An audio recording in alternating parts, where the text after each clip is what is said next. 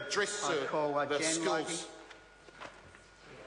And I'd like to take this call now to speak a little bit more to my SOP and to address a few of other comments that I didn't get to last time. So to start with that, I'd just like to talk a bit more about community development and some of my concerns around the contracting out of these services. And I absolutely support the Minister's vision of this, of providing a mediator for young people, between young people and work and income. And because, you know, the stories that we hear of a lot of people in work and income, of refugees talking about coming out with their heads burning, feeling as if they're right back in the trauma that they've left from other countries, of women leaving violent relationships, describing their experiences in work and income as quite similar to the abuse they'd experienced in their relationship. That's not an environment we want our young people to be trying to negotiate. However,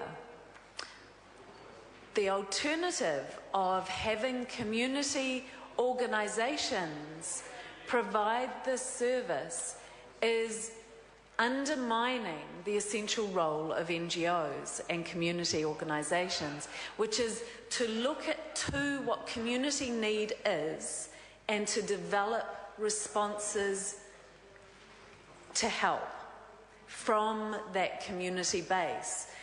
Community organisations are not there, and community development does not work when those community organisations are used as arms of the state.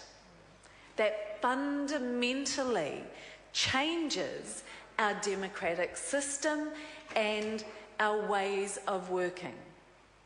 This system undermines what we know works, and that is a real concern.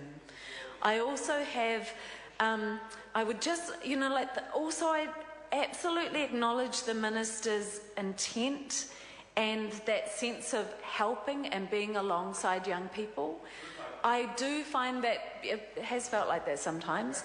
But I do think it is quite strange when the Minister's said that she finds job creation to be, that promoting job creation is kind of a form of beneficiary bashing in response to the leader of the Mana Party's media, and, in her words, belittling for people who are trying to do their best.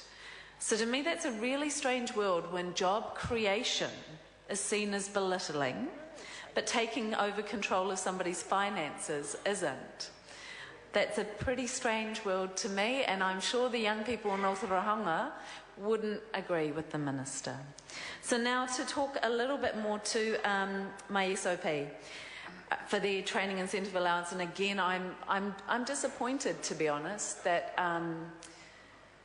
the Minister who knows the benefit of university education, alongside our co-leader Materia Ture and many other women, who knows that real benefit of getting a university education to get off the DPB and look after your kids. So I'm really sad that the concept of an investment approach to welfare doesn't extend to the investment that they got. It's a wanting the best for their children. And in response to that member's comment about it being a lifestyle, I would just like to bring back into the House the story of a woman who I worked with earlier this year. A young mother with two beautiful children who discovered that the only way she could cover the costs of higher study was by doing escort work. This young woman left school with a school certificate and had been working pretty much all the way since then on stud farms. But when she got pregnant and went back to work, she found that she was $60 a week worse off after travel and childcare costs were factored in. So, being highly motivated to build a better life for herself, she found a course, a higher level course, that would enable her to get a better paid job in the long term so that she wouldn't have to keep going on and off benefit, which the government has acknowledged as a real pattern. But sadly, that course is a level 6 course. And Mr. Call Tim Speaker. McIndoe.